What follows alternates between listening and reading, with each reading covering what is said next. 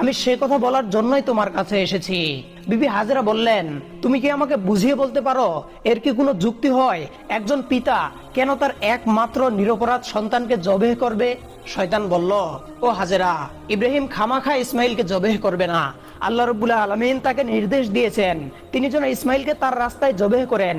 সে কারণেই ইব্রাহিম তোমার পুত্র ইসমাইলকে জবেহ করতে মিনার পাহাড়ে নিয়ে যাচ্ছে।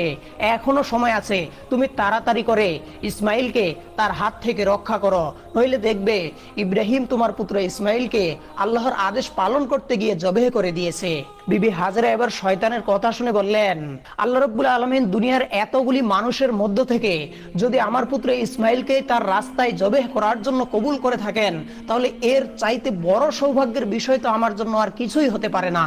শুধু একজন ইসমাইল নয়, আল্লাহ রাব্বুল আলামিন যদি আমার হাজার হাজার সন্তান দিতেন, আর সেই হাজার সন্তানকেও যদি আল্লাহ রাব্বুল আলামিন তার